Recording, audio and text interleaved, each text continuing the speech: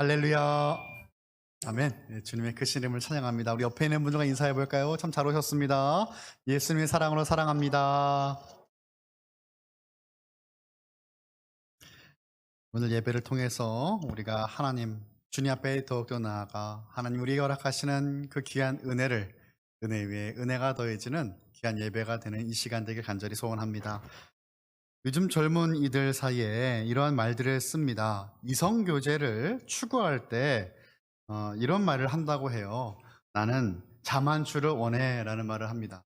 자만추 들어보셨나요? 자연스러운 만남을 추구한다라는 말이에요. 그래서 뭐 소개팅이나 선이나 누군가의 소개를 받고 만나는 것이 아니라 자연스러운 만남을 원한다라는 말을 쓸 때 자만추라는 말을 씁니다. 오늘 설교의 제목이 하만추입니다. 무엇일까요? 우리 성도님들 대단하십니다. 하나님과의 만남을 추구하라. 것이 오늘 설교의 제목입니다. 우리는 하나님을 만나야 합니다. 하나님을 만나는 사람들의 공통점이 있는데 그것은 바로 변화된다는 것이에요. 변화. 삶이 변하기 때문에 하나님을 만나는 순간순간은 우리의 삶의 터닝 포인트가 되는 것입니다. 오늘 저와 여러분이 살펴볼 인물은 야곱이라고 하는 사람인데 하나님을 만난 야곱의 터닝 포인트를 함께 살펴보기에 앞서서 우리가 짚고 넘어가야 될 부분이 있습니다. 성경에서 하나님은 자기 자신을 나타내시고 표현하실 때 아브라함의 하나님, 이삭의 하나님, 야곱의 하나님으로 하나님을 나타내셨습니다. 그런데 궁금합니다. 성경에는 이 세 명보다 더 많은 사람이 있는데 왜 하나님은 이 세 명만 언급하신 것입니까? 그냥 뭐 그러려니 하고 넘기기에는 여러분 이 의미가 너무나 큽니다. 이 세 세대, 이 3세대는요 하나의 성도의 삶을 우리에게 보여주고 있습니다. 아브라함을 만난 하나님, 이삭을 만나신 하나님, 야곱을 통해 나타나시고 만나주신 그 하나님은 오늘 우리를 만나주시는 하나님이십니다. 우리 예수님께서 마태복음 22장 32절의 말씀에서 이와 같이 말씀을 하셨습니다. 나는 아브라함의 하나님이요 이삭의 하나님이요 야곱의 하나님이로라 하신 것을 읽어보지 못하였느냐. 하나님은 죽은 자의 하나님이 아니요 살아있는 자의 하나님이시니라 하시니. 죽은 자의 부활에 대하여 말씀하시면서 하나님은 살아있는 자의 하나님이시라고 말씀을 하셨습니다. 아브라함의 하나님, 이삭의 하나님, 야곱의 하나님은 오늘 우리가 만나야 하는 살아계신 하나님이세요. 아브라함, 이삭, 야곱 모두 우리의 삶의 모습입니다. 그들의 모습을 통해서 저와 여러분이 어떤 모습을 발견할 수 있습니까? 바로 그들을 만나주시는 그 한 사람 한 사람의 그 이야기를 통해 우리의 이야기가 발견되어지는 것이죠. 창세기 12장에서 하나님은 아브라함을 찾아오셔서 친히 약속해 주셨습니다. 우리 한번 같이 읽어봤으면 좋겠는데요. 창세기 12장 1절부터 2절입니다. 시작. 여호와께서 아브라함에게 이르시되 너는 너의 고향과 친척과 아버지의 집을 떠나 내가 내게 보여줄 땅으로 가라. 내가 너로 큰 민족을 이루고 내게 복을 주어 내 이름을 창대하게 하리니 너는 복이 될지라. 아멘. 하나님께서 아브라함을 갑자기 찾아오셨어요. 그리고 떠나라고 하시는 겁니다. 복을 주신다고 말씀을 하십니다. 그런데 복을 주는 것도 모자라서 너는 복이 될지라 라고 말씀을 해 주셨습니다. 하나님은 이삭에게도 복을 주셨습니다. 우리 지난주에 나눴던 말씀이죠. 창세기 26장 12절부터 14절까지의 말씀도 한번 우리 같이 읽어보면 좋겠습니다. 시작. 이삭이 그 땅에서 농사하여 그 해에 100배나 얻었고 여호와께서 복을 주심으로 그 사람이 창대하고 왕성하여 마침내 거부가 되어 양과 소가 떼를 이루고 종이 심이 많음으로 블레셋 사람이 그를 시기하여. 아멘. 하나님께서 이삭에게 복을 주셨고 이삭은 거부가 되었습니다. 복을 싫어하는 사람은 없습니다. 그런데 이 땅에서 누릴 수 있는 많은 물질들, 건강, 내가 얻고 싶어 하는 그 무언가, 바라는 것들만을 성경은 복이라고 하지 않았습니다. 하나님께서 아브라함에게 주셨던 복, 내가 너의 하나님이 될 것이다 라고 하시는 그 복입니다. 정말 하나님은 아브라함의 하나님이 되셨어요. 야고보서에서도 우리가 일주일 동안 또 특색 기간에 나눈 말씀이죠. 야고보서에서도 하나님이 하나님께서 아브라함에게 친구가 되어셨다라고 말씀을 하십니다. 아브라함이 하나님의 벗이다라고 불려졌죠. 복의 근원이시며 복 자체이신 하나님과 함께하는 것이 바로 복이다라는 거예요. 그러면 거부가 된 이삭의 복은 어떤 복입니까? 잘못된 복일까요? 이삭을 통해 보여주신 하나님의 복은 하나님의 살아계심과 풍성한 하나님의 은혜를 그 주변 족속과 민족에게 보여주고자 하는 아름다운 도구가 되었습니다. 그리고 결국 이 풍성한 은혜는 예수 그리스도를 통해서 우리가 누릴 수 있는 그 풍성하고 풍족한 영적인 축복들을 예표하고 있는 것입니다. 그래서 아브라함, 이삭, 야곱의 이 세 명의 삶을 우리는 분리해서 해석하는 것이 아니라 이 모두가 예수님 안에서 우리가 경험할 수 있고 우리가 누릴 수 있는 성도의 삶이고 축복이다라고 우리는 해석할 수 있는 것이죠. 하나님은 야곱에게도 축복을 주셨습니다. 오늘 말씀인데 우리 또 한번 같이 읽어볼까요? 오늘 말씀 창세기 28장 13절에서 15절까지의 말씀입니다. 시작. 또 본즉 여호와께서 그 위에 서서 이르시되 나는 여호와니 너의 조부 아브라함의 하나님이요 이삭의 하나님이라. 내가 누워있는 땅을 내가 너와 내 자손에게 주리니 내 자손이 땅의 티끌같이 되어 내가 서쪽과 동쪽과 북쪽과 남쪽으로 퍼져갈지며 땅의 모든 족속이 너와 내 자손으로 말미암아 복을 받으리라. 내가 너와 함께 있어 내가 어디로 가든지 너를 지키며 너를 이끌어 이 땅으로 돌아오게 할지라. 내가 내게 허락한 것을 다 이루기까지 너를 떠나지 아니하리라 하신지라. 아멘. 아멘. 하나님께서 야곱과 그의 자손이 복을 받게 될 것이다 라고 말씀을 해주셨어요. 그러면 야곱은 하나님의 복을 받을 사람이었습니까? 복을 받을 만한 자격이 있었을까요? 복을 받게 준비된 사람은 아니었다라는 것이죠. 야곱은 여전히 부족했고 연약했습니다. 지금 이 축복의 말씀을 언제 듣게 되는 것입니까? 꿈을 통해서 하나님 말씀하신 거예요. 길가에서 노숙하고 있는 야곱의 꿈에 하나님께서 찾아오셨습니다. 아버지 이삭은 그렇게 거부인데 어쩌다가 아들 야곱이 노숙을 하게 된 것입니까? 명분은 외삼촌 라반의 집에 가서 결혼할 자매를 만나려고 집을 떠난 것이지만 사실은 그 형 에서에게 죽을까봐 형을 피해서 집을 떠날 수밖에 없었던 것입니다.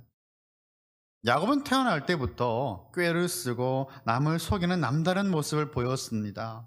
야곱의 이름의 뜻 무엇일까요? 발 뒤꿈치를 잡다라는 뜻입니다. 발 뒤꿈치를 잡으면 어떻게 될까요? 넘어지지 않겠습니까? 누군가를 걸려 넘어뜨리게 하다, 속이다, 사기를 친다 라고 하는 그런 많은 의미가 그 안에 내포되어 있어요. 태어날 때부터 먼저 나가고 싶었는지 형의 발꿈치를 잡고 태어났습니다. 꾀를 쓰는 모습입니다. 야곱이 장성했습니다. 쌍둥이 형의 이름은 에서인데 성경은 그 에서가 익숙한 사냥꾼이었다라고 말씀하고 있죠. 밖에 나가면 며칠씩 사냥을 하는 것이죠. 반대로 야곱은 조용한 사람이었습니다. 집에 있기를 좋아했어요. 하루는 사냥을 마치고 돌아온 형 에서가 무척이나 배가 고팠습니다. 근데 보니까 그 동생 야곱이 붉은 팥죽을 만들고 있는 거예요. 에서가 이제 말을 하죠. 내가 피곤하니 그 붉은 것을 내가 먹게 하라. 라고 말을 했는데 야곱이 그냥 줄까요? 안 줍니다. 팔레스타인 최고의 사기꾼 야곱이 그냥 줄 리 없어요. 야곱이 말을 하죠. 형의 장자의 명분을 내게 팔라. 에서는 그 장자권이 소중하지 않았습니다. 중요하지도 않았어요. 허락을 합니다. 그런데 야곱은 또 그냥 주지 않습니다. 맹세하라. 쐐기를 박는 거예요. 그렇게 야곱은 팥죽으로 장자권을 샀습니다. 그리고 어머니 리브가와 합작으로 아버지 이삭을 속여서 에서가 받아야 될 축복을 가로챘습니다.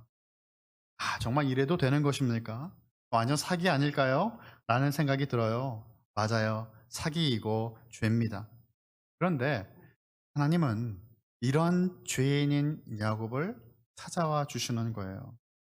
자기가 받아야 될 축복을 야곱이 가로챘다는 사실을 알게 된 에서는 야곱을 죽이려고 하였죠. 그래서 야곱은 이 형을 피해 도망자의 신세가 된 것입니다. 야곱은 믿음도 없는 것처럼 보여집니다. 믿음이 있었다면 죽으면 죽으리라 말씀하면서 그 하나님의 말씀 붙들면서 집을 떠나지 않았을 것입니다. 하지만 야곱은 도망갔어요. 이렇게 부족하고 연약한 모습입니다. 사기꾼의 믿음도 없어 보이는 야곱을 하나님은 친히 찾아와 주셨고 그를 만나 주셨고 그에게 복을 주십니다. 버릴 수 없는 아기에게 그의 부모는 뛰는 것을 기대하지 않습니다. 때가 되면 걷게 되고 말도 하게 되는 것입니다. 뛰게 될 것입니다. 하나님께서 야곱의 할아버지 아브라함을 보실 때도 그랬어요. 자신의 그 상황에서 최선의 믿음으로 나아가는 모습을 우리 자비로우신 하나님은 의로 여겨 주셨습니다. 잘한 게 없어도 먼저 손 내밀어 주시는 분이 바로 하늘 아버지세요. 이것이 우리 신앙의 시작입니다. 이것을 우리는 은혜라고 부르는 것이죠. 신앙생활을 하다 보면 믿음을 갖고 예배를 잘 드리는 것 말고도 뭔가 사역 하나는 해야 될 것 같은 부담이 있습니다. 그런데 또 내가 너무 부담 없이 교회를 다니면요. 다른 분들이 그 부담을 만들어줘요. 이렇게 부담을 이렇게 주죠. 그냥 이렇게 있으면 안 될 것 같은 그런 분위기를 만든다 이 말이죠. 하지만 사역을 하는 것은 참으로 귀한 일입니다. 찬양대를 섬기고 해가족부를 섬기고 교회 다양한 모습으로 섬기는 그런 모습들은 참으로 아름다운 모습이에요. 우리 모두는 하나님 나라의 동역자죠. 하나님의 나라를 세워가는 것은 분명 우리 성도들의 손과 발, 땀과 눈물의 기도를 통해서 이루어지는 모습입니다. 그렇지만 간혹 어떤 이들은요, 사역을 하는 것으로 보상을 받으려는 분들도 있어요. 교회에서 열심히 사역을 했는데 만약에 우리가 원하는 것이 이루어지지 않는다고 생각해 볼까요? 그럼 하나님께 이렇게 기도하지 않겠어요? 하나님, 제가 이런 것 저런 것 수많은 사역들도 하고 이것도 하고 저것도 하고 드린 헌신이 얼마인데 어떻게 나에게 이러실 수가 있습니까? 나의 기도 제목 하나 들어주시지 않습니까? 라고 기도하지 않겠습니까? 여러분, 신앙은 그런 것이 아닙니다. 내가 뭔가 잘했기 때문에 나를 더 이뻐해 주시는 게 아니라는 것이죠. 내가 하나님 나라를 위한 일들, 사역을 더 많이 했기 때문에 나를 사랑하시는 게 아니에요. 나를 찾아와 주시는 주님의 그 사랑은 unconditional love, 조건 없는 사랑입니다. 그런데 우리는 자꾸만 조건을 내가 만들려고 하는 거예요. 그러니까 신앙생활이 힘들어지는 것 아니겠습니까? 사랑하는 성도 여러분, 그래서 우리는 하나님을 만나야 됩니다. 그 은혜를 오늘도 경험해야 되는 것입니다. 하나님은 낯선 땅으로 도망가는 야곱을 만나 주셨어요. 야곱은 그의 집이 있는 브엘세바를 떠나서 삼촌 라반의 집이 있는 하란으로 향하였습니다. 하란은 아브라함이 하나님께 처음 부름을 받았던 곳이었고 아브라함 가문의 고향이죠. 하란으로 가는 도중에 밤이 되어 그는 노숙을 하게 된 것입니다. 노를 베고 잠이 듭니다. 그리고 야곱은 꿈을 꾸게 되는데 어떤 꿈입니까? 12절의 말씀이죠. 꿈에 본즉 사닥다리가 땅 위에 서 있는데 그 꼭대기가 하늘에 닿았고 또 본즉 하나님의 사자들이 그 위에서 오르락 내리락 하고 라고 말씀을 합니다. 하나님 창세기에서 꿈은요, 하나님 메시지를 전하는 중요한 수단이고 도구로 등장을 합니다. 꿈에서 야곱은 하늘과 땅을 연결하는 사닥다리 위에 하나님의 사자들인 천사들이 올라갔다 내려왔다 하는 모습을 본 것입니다. 여기서 끝이 아니에요. 13절의 말씀 보니까 또 본즉 여호와께서 그 위에 서서 이르시되 라고 말씀합니다. 여호와 하나님께서 사닥다리 꼭대기 위에 계신 것을 보았습니다. 아마도 이것은 사닥다리라고 보기보다는 계단으로 보는 것이 좀 더 옳죠. 천국의 계단입니다. 12절부터 13절까지 본즉이라고 하는 말이 3번이나 반복되고 있어요. 야곱의 관점을 표현한 것이죠. 야곱이 이 모든 광경들을 보고 너무나 놀라고 있음을 표현하고 있는 것입니다. 천사들이 오르락 내리락 하는 모습을 보면서 성경학자들은 천상회의의 모습이다라고 해석합니다. 하나님의 나라에 중요한 회의가 열린 거예요. 얼마나 중요한지 천사들이 바쁘게 움직이고 있습니다. 장차 하나님의 백성 이스라엘의 조상이 되는 야곱이 홀로 들판에서 잠을 자고 있는 것이죠. 분명 야곱은 혼자라고 생각했을 것입니다. 외로울 수도 있었습니다. 하지만 하나님은 그를 홀로 두지 않으셨다라는 거예요. 천사들을 보내셔서 그를 보호하시고 돌보게 하신 것입니다. 하늘나라가 떠들썩할 만큼 야곱은 하나님께 소중하였습니다. 사랑하는 성도 여러분, 저와 여러분은 하나님 앞에 어떤 존재입니까? 너무나 존귀한, 너무나 소중한, 너무나 보배로운 존재인 것입니다. 그래서 하나님은 우리에게 어떻게 증거하십니까? 아브라함의 하나님, 이삭의 하나님, 야곱의 하나님으로 나타내시면서 그들을 만난 하나님이 바로 우리를 만나 주실 것을 또 약속하시는 거예요. 지금도 우리 주님은 우리를 만나기를 원하십니다. 하나님을 만난 야곱은 변화되었습니다. 오늘 말씀을 통해서 그가 어떻게 변화되었는지 3가지로 나눠 살펴보고 말씀을 마치겠습니다. 야곱의 첫 번째 변화는요, 하나님을 경외하기 시작하는 모습이었습니다. 하나님을 경외합니다. 창세기 28장 16절에 17절의 말씀입니다. 야곱이 잠이 깨어 이르되 여호와께서 과연 여기 계시거늘 내가 알지 못하였도다. 이에 두려워하여 이르되 두렵도다. 이것은 다름이 아닌 하나님의 집이요 이는 하늘의 문이로다 하고 라고 말씀하죠. 어쩌면 야곱에게 있어서 야곱을 두렵게 하는 존재는 지금까지 그 누구도 없었습니다. 물론 집을 떠날 때 형이 막 화가 나서 그를 죽이려고 하니까 이제 그 모습은 좀 두려웠을 수도 있어요. 근데 정말 야곱이 에서가 무서웠다면 여러분 그렇게 속였겠습니까? 머리 꼭대기 위에 있는 거예요. 아유, 에서 내가 너를 모르냐. 아유, 이 단순하고 무식한, 그죠? 그냥 형을 속이는 게 너무 익숙해요. 아버지가 두려웠다면 여러분 야곱이 그렇게 아버지를 속일 수 있었을까요? 그렇지 않았다는 것이죠. 그는 두려울 게 없는 존재였어요. 자신이 있었어요. 그런데 지금 그는 방황하고 있는 겁니다. 하나님께서 그를 찾아와 주실 때 비로소 그가 두려워야 될 존재를 만난 것입니다. 귀로만 들었던 할아버지 아브라함의 하나님, 아버지 이삭의 하나님, 그 하나님을 만나고 나니까 이제는 하나님이 살아계시다는 사실을 알게 된 것입니다. 그리고 그 하나님이 나와 함께 하시고 나를 지켜보고 계신다는 사실을 알게 된 것입니다. 하나님을 만나는 사람은 눈에 보이지 않는 하나님을 믿음의 눈을 통해 바라보며 늘 주님과 동행하는 사람이에요. 이것이 야곱의 삶에 찾아온 가장 큰 변화였습니다. 하나님을 두려워하는, 하나님을 경외하는 살아계신 하나님을 믿게 된 것이죠. 하나님의 살아계심을 믿는 모습은 어떤 모습일까요? 하나님이 나를 항상 보고 계시다는 생각을 갖고 있는 사람들인데, 여러분, 하나님이 우리를 계속 보고 계신다는 사실이 부담으로 여겨지실까요? 전혀 그렇지 않습니다. 우리는 그 하나님의 면전 앞에서, 호람데오의 그 신앙, 하나님 앞에서 더 잘하려고 할 것입니다. 더욱더 하나님 기뻐하시는 모습으로 나아가려고 힘쓸 것입니다. 이것이 바로 야곱의 첫 번째 변화였습니다. 하나님 만난 야곱의 두 번째 변화는 하나님을 예배하였다라는 것이죠. 하나님을 예배합니다. 18절과 19절입니다. 야곱이 아침에 일찍이 일어나 베개로 삼았던 돌을 가져다가 기둥으로 세우고 그 위에 기름을 붓고 그곳의 이름을 베들이라 하였더라. 이 성의 옛 이름은 루스더라 라고 말씀합니다. 아침에 일어난 야곱, 베개에 삼았던 돌에 기름을 부었어요.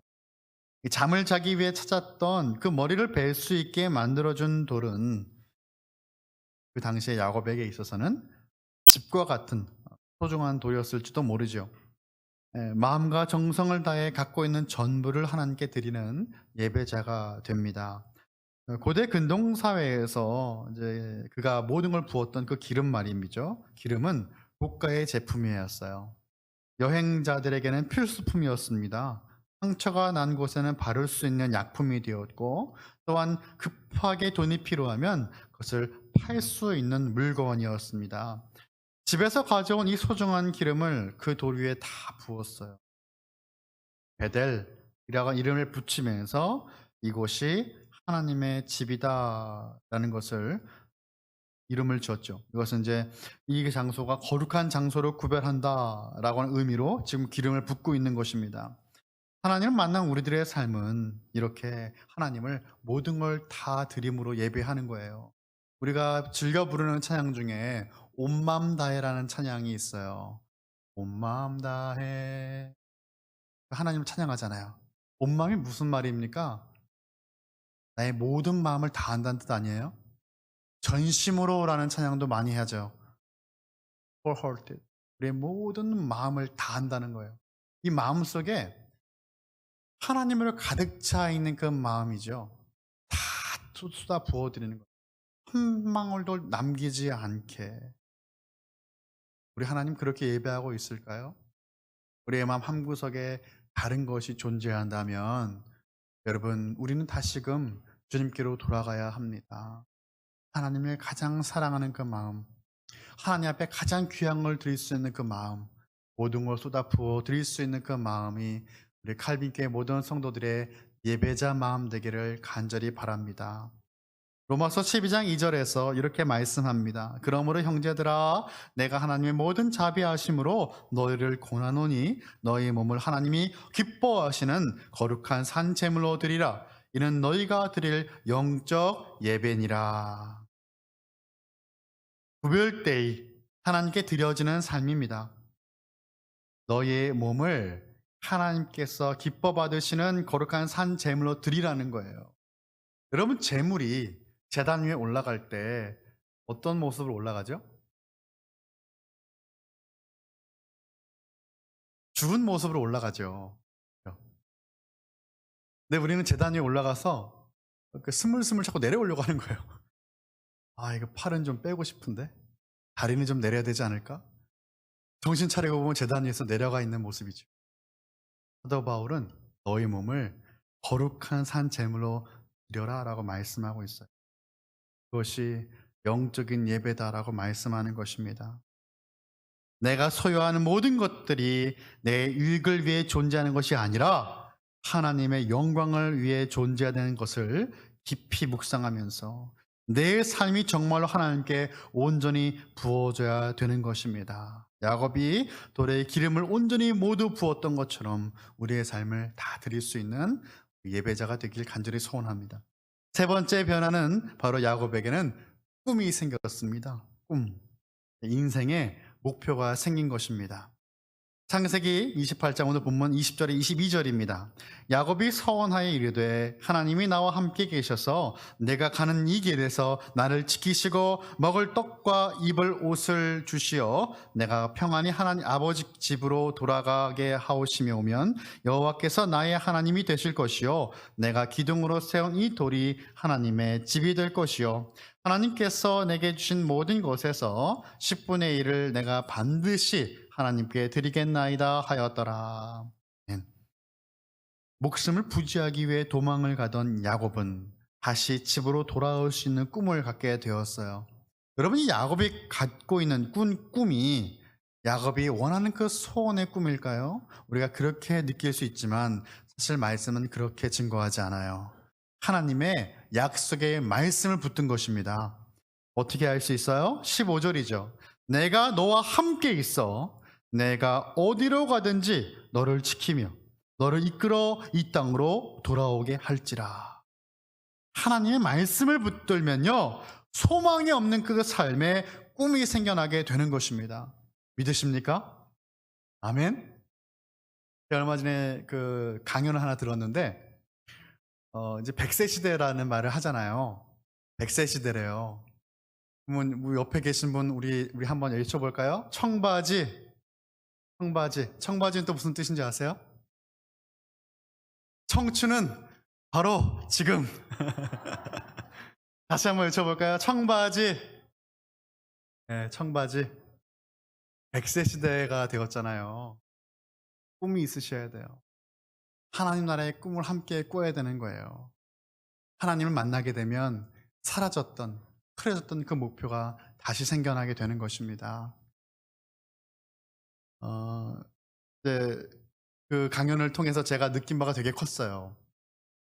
이제 기성세대라고 해야 되나요? 은퇴를 이미 하신 우리 어르신들, 우리 장년들은 한 100세 정도 되고 지금 청년들은 이제 120세 시대가 된대요. 근데 은퇴 나이는 이제 65세, 70세 이렇게 되잖아요. 그럼 그 이후의 삶을 어떻게 준비해야 될 것인가에 대한 생각을 참 많이 하게 되었는데 우리 성도님들의 삶 가운데 늦지 않았다는 생각을 늘 하시고 하나님 안에서 하나님 기뻐하시는 꿈을 회복하는 우리 모두가 되길 간절히 소원합니다. 그래서 하나님께서 우리를 만나실 때 우리는 변화될 수 있습니다. 아무리 노력을 해도 변화되지 않을 것 같은 사람도 하나님을 만나면 변화가 됩니다. 주님의 사람으로 변화되고 예수님을 닮아가는 모습으로 변화가 된다는 것이에요. 야곱도 변화되기 시작하였어요. 그 사기꾼 야곱이 하나님을 만나고 변화되기 시작합니다. 완벽하게 변한 건 아닙니다. 죽을 때까지 야곱은 깎이고 또 깎일 것이에요. 라반의 집에 갔더니 여러분 이런 표현이 뭐 설교 때 좋은 표현이 아닐 수도 있지만 뛰는 놈 위에 어떤 놈이 있다 그러죠? 나는 놈이 있다 그러잖아요. 아니 라반 집에 갔더니 세상에 삼촌 라반은 더한 분이었어요. 그죠? 정말 야곱이 사랑했던 그 라헬과 결혼하기 위해 7년을 열심히 섬겼는데 결혼식 첫날 밤에 그죠? 딱 보니까 첫날 밤 잘 치르고 다음날 보니까 언니 레아인 거예요. 삼촌을 찾아가서 따집니다. 어떻게 나한테 이러실 수가 있습니까? 그랬더니 삼촌이 뭐라 그래요? 우리 동네에선 다 그렇게 해 라고 말을 하는 거예요. 얼마나 당황스러웠을까요? 언니보다 먼저 시집간 동생은 없어. 7년 더 일하면 동생 라헬까지 껴서 줄게 이렇게 말을 하는 거예요. 얼마나 당황스러웠어요. 그런데 여러분 하나님께서 우리의 삶 훈련시키시는 모습 보니까 동일한 방법으로 훈련시키시더라고요. 나의 까칠한 모습을 깎으시기 위해서 나보다 더 센 분을 만나게 하시는 거예요. 야곱이 힘들 때마다 하나님은 그에게 하나님께서 허락하신 그 꿈을 기억하지 않았을까요? 우리에게 더 큰 감동이 되는 것은 무엇입니까? 야곱만 그 꿈을 꾸었던 게 아니에요. 야곱만 그것을 기억했던 것이 아니었어요. 하나님도 그 꿈을 더 생생하게 기억하고 계신다는 사실이에요. 20년에 가까운 시간이 지났습니다. 그때 하나님이 야곱을 찾아와 주셨어요. 창세기 31장 13절의 말씀 우리 화면을 띄워주시고 우리 같이 한 목소리 읽어보겠습니다. 시작. 나는 베델의 하나님이라 내가 거기서 기둥에 기름을 붓고 거기서 내게 서원하였으니 지금 일어나 이것을 떠나서 내 출생지로 돌아가라 하셨느니라. 아멘. 하나님은 야곱에게 보여주셨던 비전과 꿈을 이루십니다. 하나님을 만나면 우리는 내가 무엇을 위해 살아가야 되는가에 대한 꿈과 비전을 발견하게 되고 삶의 분명한 목적과 목표가 생기는 것이에요. 나만 꾸는 꿈이 아니고 하나님께서 그것을 기억하시고 하나님이 이루신다는 것입니다. 왜일까요? 하나님이 주신 꿈이기 때문이에요. 저는 이 말씀 읽어서 너무나 큰 은혜가 되었어요. 나는 베델의 하나님이라. 여러분, 베델이 어떤 지역이었죠? 하나님의 집이었잖아요. 근데 이 베델이라는 이름을 누가 만들었어요? 야곱이 고백한 거였어요. 하나님이 안 계신 곳이 없어요. 하나님은 온 천하에 꽉 차 계신 분이에요. 하나님의 편재성이라고 부르죠. Omnipresence of God. 하나님의 편재성이 안 계신 곳이 없어요. 그런데 야곱이 보니까 하나님 여기 계시다라고 하는 거예요. 여러분, 그 가치관은 그 당시 고대 근동 사회의 사람들의 우상 숭배적인 생각이에요. 여기 하나님이 계시다. 그런데 베델의 하나님이라고 고백했던 그 야곱의 눈높이에 맞춰주신 그 하나님, 나는 네가 베델에서 나를 찾았던 그 하나님이야 라고 불러주시는 거예요. 나는 베델의 하나님이다. 그 어리숙하고 미성숙했던 그때 내가 불렀던 그 하나님은 나의 그 고백과 그 기도를 기억하시고 지금도 하나님의 위대한 꿈을 향해서 우리를 이끌고 계시는 분이십니다. 우리가 만나야 될 분은 바로 그 하나님이에요. 하나님 어떤 분입니까? 우리가 아직 죄인 되었을 때에, 여전히 죄인 되었을 때에 독생자 예수 그리스도를 우리를 위해 내어 줌으로 우리를 얼마나 사랑하시는지를 나타내시고 증명하신 분이 하나님 아버지이십니다.